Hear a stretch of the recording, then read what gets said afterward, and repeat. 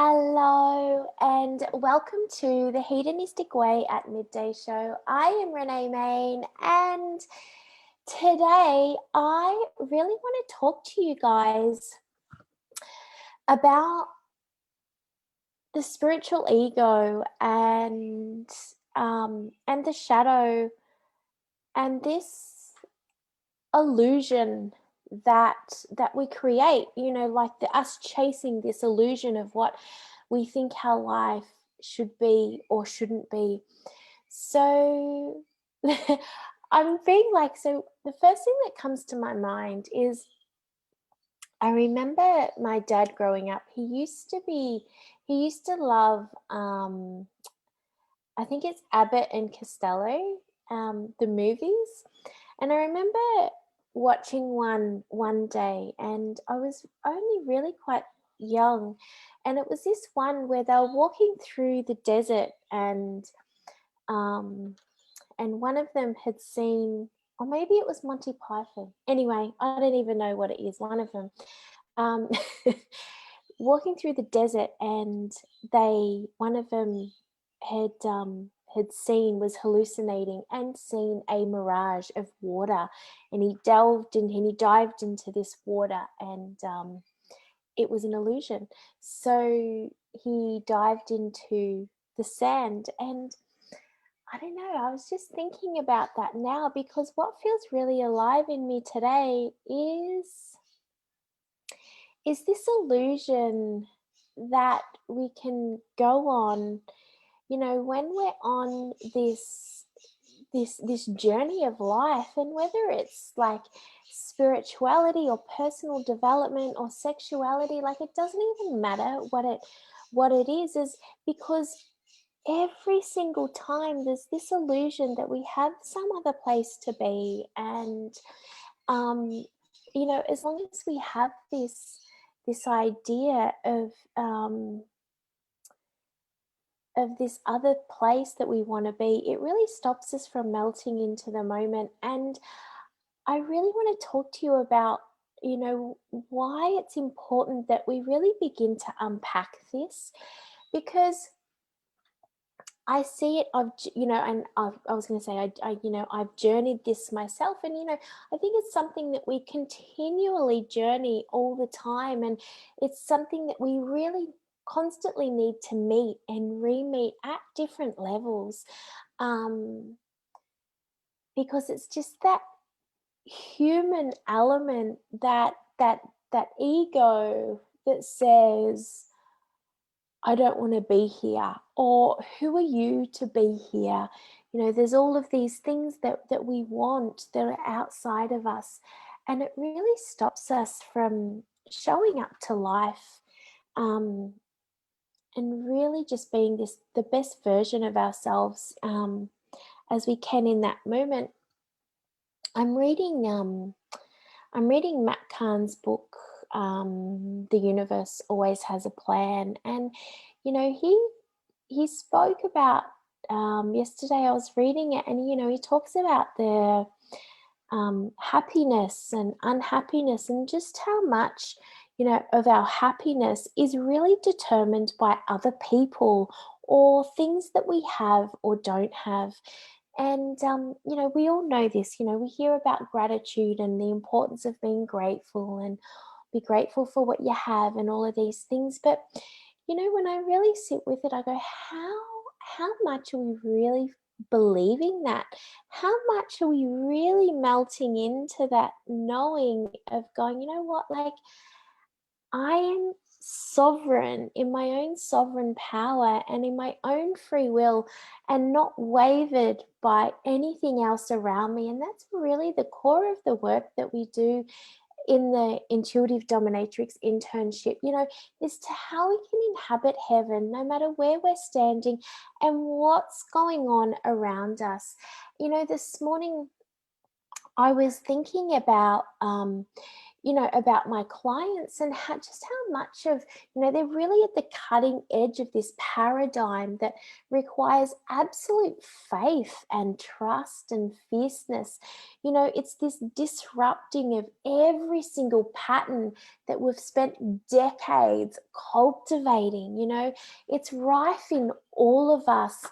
And with these beliefs that we get, and often I feel like, if you're on this journey, and then you wake up and you start the path of spirituality or consciousness, whatever the path is, you know there's this moment where you realize that you've lived your life from this ego brain, wanting to logically know, wanting to logically understand, to control, to do all of these things. And this ego also says some really friggin' nasty things about us. So as much as, it says, but you have to wait until everything's perfect to do this thing, or this has to be done this way, and you should go do this because happiness lies over here.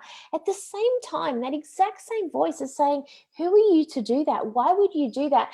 And you're too stupid to do that, whatever the thing is, right? You don't know enough, you're not qualified, all the da da da da that that noise, that was a technical term. So, so the importance of this, this hedonistic lifestyle, this hedonistic, holy and human lifestyle, just when I speak these words, I feel my whole body just light up. It sends these waves of just permission throughout my body. And that is so important, because in this journey where we're in the ego mind and we want to move into our soul, often what we think is our soul speaking is really just spiritual ego. And that's really, it's really just ego. Spiritual ego is still ego. It's just wrapped up in really beautiful language, in really pretty words, but ultimately the frequency is the exact same. So what I'm just so super passionate about, this hedonistic holy human is really an involution to self, is really this exploration where we continually meet ourselves all the time, and we ditch everything that requires us to fit into a box, or think that we have to do things a certain way, where we pretend, where we hide, where we do all of these things, because you can be the most spiritual, ultra spiritual person, as JP Sears would say. You can be super ultra spiritual and still be a dickhead. You can still not go out and be of service to this world, and that is a detriment to society. That is us not living our truth. That is us being limited by spiritual ego. And in so many ways, I think it's worse than the ego mind, right? Because the ego mind doesn't know any better. The spiritual mind, the spiritual ego, spiritual ego actually knows better. And but it's still taking hold and taking this grip of ourselves, where we're still unable to show up as we really are. We're still, we can meditate and we can chant and we can increase our vibration, but if you're not serving the world, and if you are not showing up, and if you are not melting into the moment, and if you are still under the grips of this terrifying fear of whatever it is, what will people think, or this is not perfect, or this is not how we do things, this is not how we create, this is disrupting frequencies and conditions and belief and how we've been wired, not just throughout our lifetime, but for lifetimes. And this is what we're really here to unravel, and and just melt into this isness, to ditch the ego once and for all, because the spiritual ego has an agenda. it also it still has an agenda of, I still want to be this big, significant, huge person and do these amazing things. And we can still have these desires and still want for these things, but it has to be from inside of ourselves. It has to be, like, being the world knowing my name was for my whole entire life, like, that was a dream. That was something that was so innate in me. And it was really important to me that the world knew my name. And now, as I kind of go on this journey with it, and I wanted to become an authority and an influencer, and do all of these fabulous things, and I wanted the world to know my name. And now I can kind of sit back and go, you know what, like, I want to be me, and I want to be free, and I don't care if I'm an icon or an authority or an influencer or people know my name. I don't care, but I want them to know this work. And that's nothing that that I do. It's something that, it's a way of life that I honestly believe with every inch of my soul that will change how we show up in this world. It will change how we feel. It will We will see mental health, heart disease, cancer. We will see all of it decline. We will become happier. Women will become alive again. Men will become alive again. We walk around the shopping centers of the world, and so many people are miserable. They in jobs that they don't love. They're surrounded by people that they don't like. They're sleeping with people that they don't even like. So these are real issues here. These are real things. They're still chasing this idea of success, this thing that's outside of them. And it's complete bollocks. It's this spiritual ego, this ego of where we feel like we have to continually go on a witch hunt for every single fear, for every single shadow, and I really want to move past that. I see us moving past that. I feel like we are capable of so much more than these endless pursuits. Yes, when fear arises, we need to meet that. That is the heart of everything that we do in the third level as a priestess, is meeting that fear, and the subconscious mind and the beliefs and the subtle anatomy, what's stored in there. And it was very beautiful work, it's very big work, it's very important work. But often what happens is when the fear becomes a distraction, and it's like, well, why am I feeling this way? And I need to identify every single one, and every single time I'm going to go on a course of this whole, and negate this whole journey where we're just constantly just trying to overanalyze things. And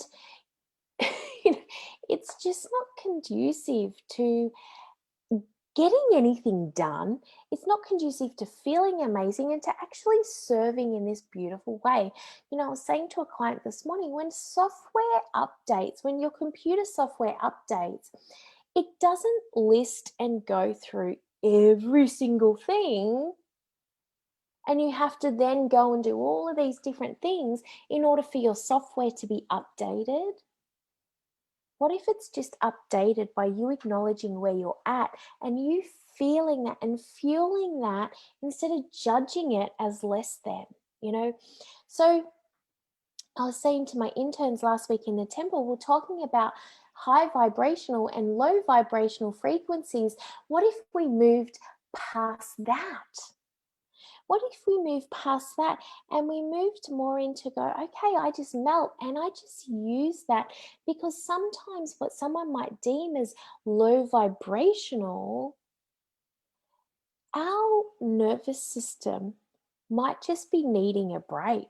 It might just be preparing ourselves for the next thing that we're going to do. And we're judging it, thinking that we're not high vibrational. So, therefore, we're not as ultra spiritual as one might like us to think. And this is absolute bollocks. Like, can you see how the conditions of these spirituality, like, it's really toxic and it's really wounded, because I'm pretty sure God doesn't judge. I'm pretty sure God doesn't deem a high frequency versus a low frequency. And he goes, you know what? On that, if you're at the pearly gates and he's going, I'm pretty sure on that day you chose to be in a low vibration and not a high vibration, so you can't come in. Like, that's ridiculous, right? You know, it's like saying that, it's like saying that you can't go to heaven because you've been bad. We're still shaming it. And as long as there's this shame around what it is to be low vibrational, then we're missing the fucking point, right? And that's what I really want to move beyond. This, is that, I don't know, 5 years ago, it was all love and light, right? And that was complete bullshit. And that's not what life is about. Now we're seeing this dark thread, and people are going, you have to move through the darkness in order to see the light. And the shadow, what is the shadow version is we need to do this shadow work, and we need to go on this path and this witch hunt and this thing.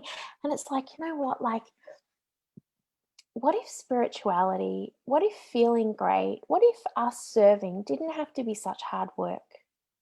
Like, seriously, let that just drop for a minute. What if spirituality didn't have to be so hard? Should spirituality and feeling good require so much time and attention and work?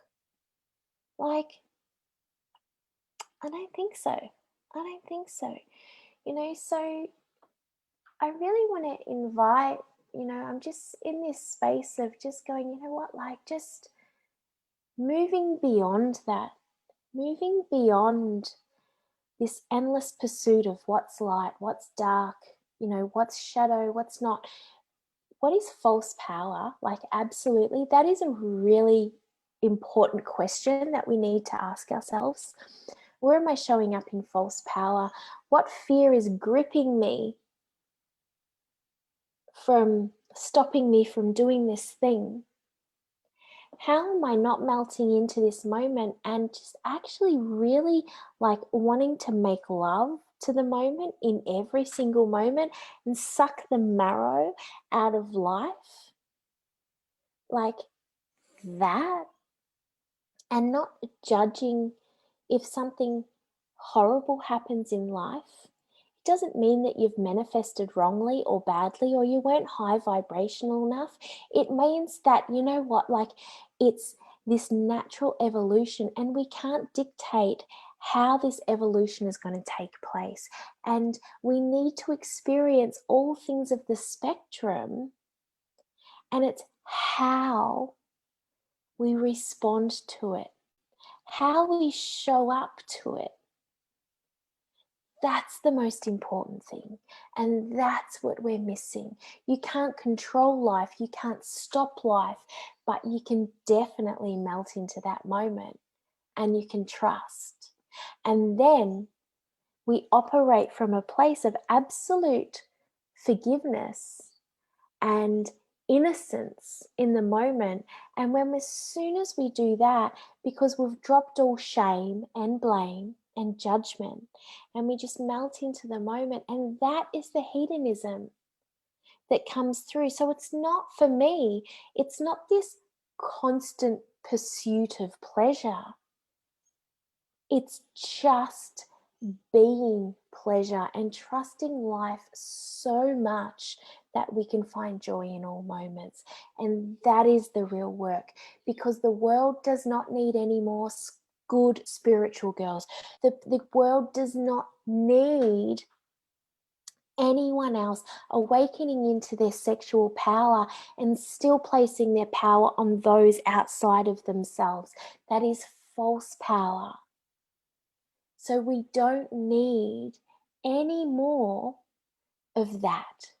We need to move beyond agenda and move to this place of absolute benevolence. We need to trust, because that is the only way we get to end all pursuits, and we move beyond this empty pursuit of external proof that we're on path. And we get to see the ego for what it is, whether it be the spiritual ego or the ego as we've known it, but we get to know the difference. And just give yourself permission.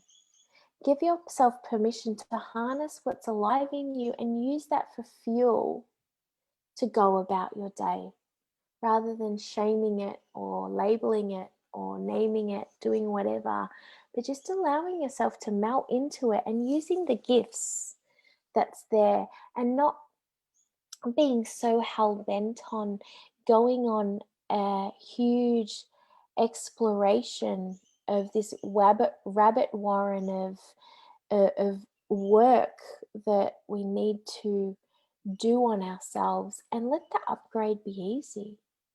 Just know that the software can be easy, and that's what hedonism does. That trust, it's that I know I trust this software, I trust this body, and my body will always guide me.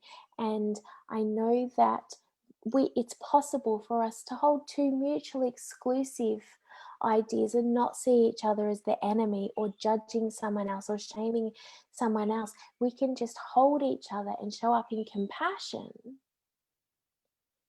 and we can actually serve this world. But if we're using our spirituality to stay small, and we're still in that, yes, you're in that spirit, that yes, bleh, you're in that spiritual ego, and that is not serving anyone. So this is my invitation to melt into all of it, loosen that grip, and create from this beautiful space, create from this decadent space. And that is a beautiful thing. And if you feel like that you need help doing that, if you feel like you need to immerse yourself into this melting, into this unfurling, then come and chat to me, because the 2021 intake is open, and this next round is going to be pretty epic, because this round is amazing. So, and each one is just building and building and building into this beautiful unfurling. So